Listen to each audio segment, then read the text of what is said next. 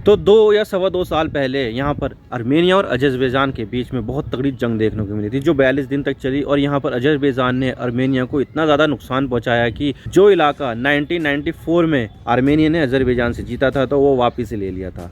और यहाँ पर आर्मेनिया की जो आर्मी थी उसको नेस्तनाबूद कर दिया था, यानी कि बहुत ज़्यादा नुकसान पहुँचाया था। लेकिन ये मामला अभी भी ठंडा नहीं हुआ है। अभी देखा जाए तो वहाँ पर एक एरिया आता है नगोर्नो काराबाख का नाम से, जो रहते वाले तो आर्मेनिया के लोग हैं, लेकिन वो अज़रबैजान के अंडर में आता है। लेकिन यहाँ पर जो आर्मेनियन मूल के लोग रहते हैं नगोर्नो काराबाख में, वो अज़रबैजान की जो सरकार है उसको मानते नहीं है और बोलते हैं कि भाई हमें तो आर्मेनिया में मिला दो।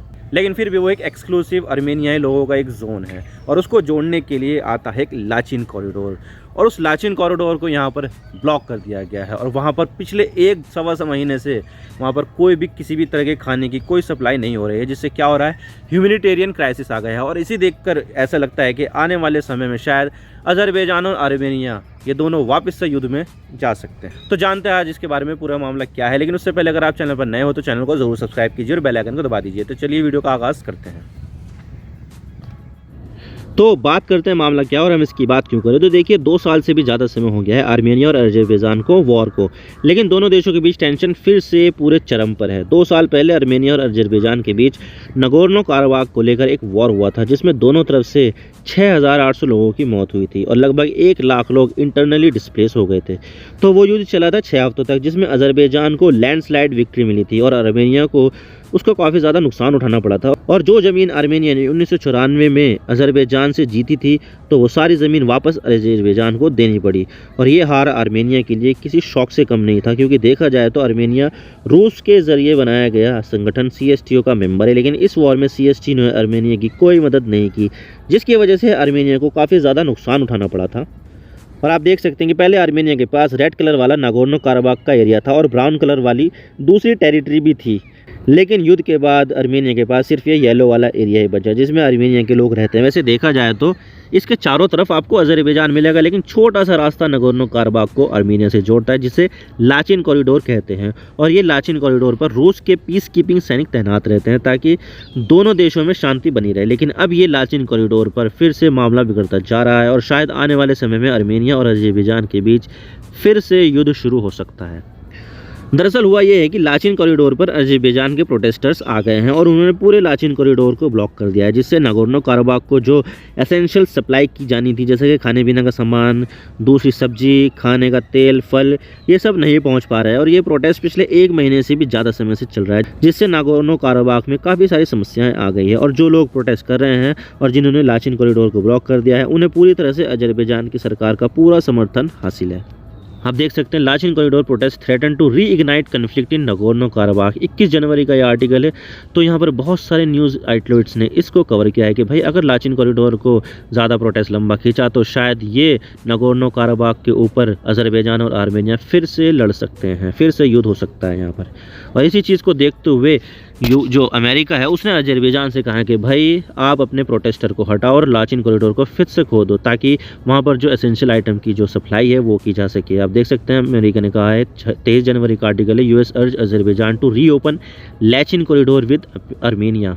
तो यहाँ पर जिस तरह के हालात बन रहे हैं, तो उसे देखकर ऐसा लग रहा है कि यहाँ पर इन दोनों देशों के बीच जंग एक बार फिर से शुरू हो सकती है। और वहाँ पर मौजूद रूस की सेना पर भी काफ़ी ज़्यादा डाउट है, क्योंकि वो जंग रोक पाएगी या नहीं। क्योंकि देखा जाए तो रूस पिछली बार किसी भी युद्ध में नहीं था, लेकिन फिर भी वो अपने CSTO के साथी को बचाने में नहीं आया था। लेकिन इस बार तो रूस यूक्रेन के साथ उलझा हुआ है युद्ध में और उसके हथियार भी कम होते जा रहे हैं। तो यहाँ पर क्या रूस आर्मेनिया को बचाने के लिए आएगा या नहीं, यही सबसे बड़ा डाउट है। लेकिन सवाल ये आता है कि इन दोनों देशों के बीच क्या डिस्प्यूट चल रहा है, जिसकी वजह से ये दोनों देश 1994 और 2020 में जंग लड़ चुके हैं। तो देखिए ये है सबसे बड़ी फसाद की जड़, जिसका नाम है नगोर्नो काराबाख। देखा जाए तो ये काफ़ी छोटा है और शायद हमारे ज़िला बिजनौर से भी छोटा होगा, क्योंकि ज़िला बिजनौर की आबादी 35 लाख है, तो नगोर्नो काराबाख की आबादी लगभग 1.25 लाख है और बिजनौर का क्षेत्रफल भी काफ़ी बड़ा है। वैसे देखा जाए तो नगोर्नो काराबाख एक पहाड़ी क्षेत्र है, लेकिन इसका महत्व आर्मेनिया और अज़रबैजान दोनों के लिए काफ़ी ज़्यादा है, क्योंकि यहाँ पर अज़रबैजान की काफ़ी सारी मस्जिदें मिलेगी, तो वहीं आर्मेनिया के काफ़ी ज़्यादा चर्च भी मिलेंगे। क्योंकि अज़रबैजान एक मुस्लिम देश है तो वहीं आर्मेनिया एक ईसाई देश है, तो दोनों के कल्चरल में कन्फ्लिक्ट होता रहता है और इसीलिए दोनों देशों के लिए नगोर्नो काराबाख काफ़ी ज़्यादा इंपॉर्टेंट है। और वो रहा आपका लाचिन कॉरिडोर, जो जोड़ रहा है नगोर्नो काराबाख को आर्मेनिया से। लेकिन 1991 से पहले इन दोनों देशों के बीच ऐसी कोई समस्या ही नहीं थी, क्योंकि तब ये दोनों देश कोई देश ही नहीं थे और तब ये दोनों यूएसएसआर यानी कि सोवियत यूनियन का हिस्सा होते थे। तो उस समय दोनों एक ही देश होते थे, तो कोई समस्या नहीं थी। लेकिन जब यूएसएसआर डिसइंटीग्रेट हुआ तो तब ये दोनों देश अलग अलग देश बन गए। लेकिन समस्या आई नागोर्नो काराबाख में, क्योंकि नागोर्नो काराबाख की मोस्टली आर्मीनियन लोग रहते थे, लेकिन इस पूरे इलाकों को अजरबैजान को दे दिया गया था। और अब ये चीज़ नागोर्नो काराबाख में रह रहे लोगों को पसंद नहीं आया और यूएसएसआर के टूटने के बाद नागोर्नो काराबाख में रह रहे लोगों ने, जो अजरबैजान के लोग हैं, उन पर हमले करने शुरू कर दिए। और आर्मेनिया ने भी नागोर्नो काराबाख में रह रहे आर्मेनियाई लोगों को वेपन्स देने शुरू कर दिए कि ये लो वेपन्स और मारो अजरबैजान के लोगों को। इससे अजरबैजान बहुत ज़्यादा नाराज़ हो गया, तो दोनों देशों में जंग शुरू हो गई। तो तब अजरबैजान को उस जंग में हार मिली थी और अजरबैजान के जो बहुत सारे एरिया है उसको आर्मेनिया ने अपने कब्जे में ले लिया था। आप देख सकते हैं कि अजरबैजान के कितने बड़े हिस्से को आर्मेनिया ने अपने कब्जे में ले लिया था और वहाँ पर सारी की सारी अजरबैजान की जनता को या तो मार दिया गया था या फिर वहाँ से भगा दिया गया था। और ये युद्ध 1994 में ख़त्म हुआ था। आप देख सकते हैं कि जो रेड वाला एरिया है नागोर्नो काराबाख और इसके जो आसपास का ब्राउन कलर वाला एरिया है वो अजरबैजान का हिस्सा है। लेकिन 1994 की जो जंग में अजरबैजान से वो हाथ से निकल गए थे और आर्मेनिया ने उस पर कब्जा कर लिया था। तो 1994 के बाद अगले 25-26 सालों तक तो मामला शांत रहा। फिर कभी कभी दोनों देशों के बीच छोटे छोटे क्लैशेस हो जाते थे, लेकिन ये क्लैशेस कभी बड़ी जंग में बदल नहीं पाए।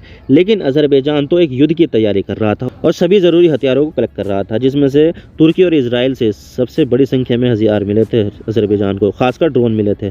फिर 2020 के सितंबर महीने में अजरबैजान ने जो नागोर्नो काराबाख है उस पर फुल स्केल असॉल्ट कर दिया और ये अब तक का सबसे भयंकर युद्ध लड़ा गया, जिसमें हज़ारों लोगों की मौत हुई और ये 6 हफ्तों तक लड़ा गया। इसमें अजरबैजान ने आर्मेनिया को बुरी तरह से हराया और जो अजरबैजान के एरिया आर्मेनिया के कब्जे में थे उनको अजरबैजान ने वापस पा लिया।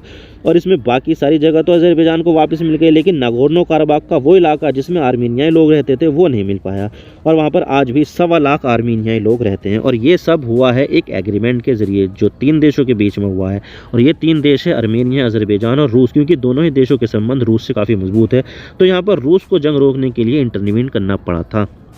और जिस अजरबैजानी एरिया में आर्मेनियाई लोग रहते हैं यानी कि नागोर्नो काराबाख में, उसको अभी भी आर्मेनियाई लोग कंट्रोल करते हैं और इस पूरे एरिया को एक छोटा सा रास्ता मेन आर्मेनिया से जोड़ता है, जिसे ही लाचिन कॉरिडोर कहते हैं। और इस लाचिन कॉरिडोर की सुरक्षा के लिए 2000 रूसी सैनिक हमेशा तैनात रहते हैं ताकि यहाँ पर कोई मसला फिर से ना हो जाए। लेकिन सवाल ये आता है कि अभी क्या मसला चल रहा है जो दोनों देशों के बीच युद्ध भड़क सकता है। तो देखिए 15-20 दिसंबर से ही लाचिन कॉरिडोर पर बहुत सारे अजरबैजानी लोग आ गए और उन्होंने प्रोटेस्ट करना शुरू कर दिया और लाचिन कॉरिडोर भी बंद कर दी। वैसे जो लोग प्रोटेस्ट कर रहे हैं वो अपने आप को एनवायरमेंटलिस्ट कह रहे हैं और ये बोल रहे हैं कि आर्मेनिया नागोर्नो काराबाख में इलीगल माइनिंग कर रहा है और साथ ही वातावरण को भी दूषित कर रहा है। तो वहीं आर्मेनिया ये कह रहा है कि ये जो प्रोटेस्ट हो रहे हैं उसके पीछे अजरबैजान का हाथ है। अब ये आरोप लगने के बाद अजरबैजान ने भी पलटवार करते हुए ये कहा है कि आर्मेनिया लाचिन कॉरिडोर का इस्तेमाल लैंड माइन को नागोर्नो काराबाख में भेजने के लिए कर रहा है। जो सीज़फायर और आर्मिस्टिक साइन हुई थी उसका पूरी तरह से वायलेशन है ये।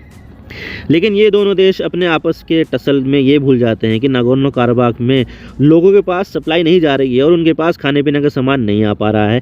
1 महीने से भी ज़्यादा का समय हो गया है और इससे नागोर्नो काराबाख में खाने पीने के सामानों की शॉर्टेज हो गई है और जो खाने पीने के सामानों का रिजर्व था वो भी अब काफ़ी ज़्यादा लो हो गया है।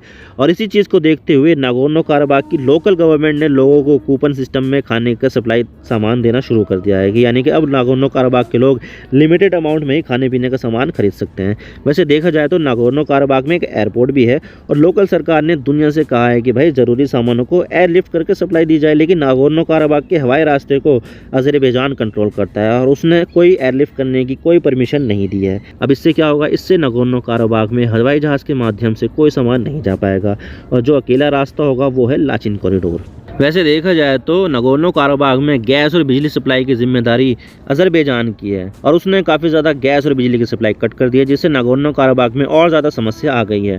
लेकिन सवाल अब ये आता है कि जो कुछ भी हो रहा है उससे आगे क्या हो सकता है। तो देखिए लाचिन कॉरिडोर पर पूरी जिम्मेदारी रूस की है, लेकिन रूस अपने पूरे संसाधन यूक्रेन वॉर में लगा रहा है जो उसके लिए काफ़ी ज़्यादा ज़रूरी भी है और नागोर्नो काराबाख में वो वेट एंड वॉच की नीति अपना रहा है। और इस चीज़ से आर्मेनिया गुस्से में आ गया है क्योंकि आर्मेनिया रूस का ना सिर्फ एलाई है बल्कि दोनों CSTO नाम के एक मिलिट्री अलायंस के मेंबर भी है और अपने CSTO मेंबर की सुरक्षा की जिम्मेदारी भी रूस की है। लेकिन आर्मेनिया के PM निकोल पाशियान ने CSTO की सालाना होने वाली मिलिट्री एक्सरसाइज से ही अपने आप को मना कर दिया कि यहाँ पर अब जो आर्मेनिया है वो मिलिट्री एक्सरसाइज को होस्ट नहीं करेगा। और बोल दिया है कि भाई रूस की मिलिट्री प्रेजेंस आर्मीनिया में होने के बावजूद भी आर्मीनिया की जो सिक्योरिटी है वो फेल हो रही है और रूस की मिलिट्री प्रेजेंस ही आर्मीनिया के लिए खतरा बन गई है। तो इस तरह से आर्मीनिया के रूस के साथ संबंध थे वो बिगड़ रहे हैं और इससे अब लग रहा है कि शायद रूस का जो बनाया नेटो है, जिसे CSTO भी कहते हैं, वो बिखर सकता है आने वाले समय में। और अब नगोर्नो काराबाख का मामला नहीं सुलझा तो शायद हमें फिर एक और बार आर्मेनिया और अज़रबैजान के बीच युद्ध देखने को मिल सकता है। अब देखते हैं कि आगे क्या होता है क्या नहीं।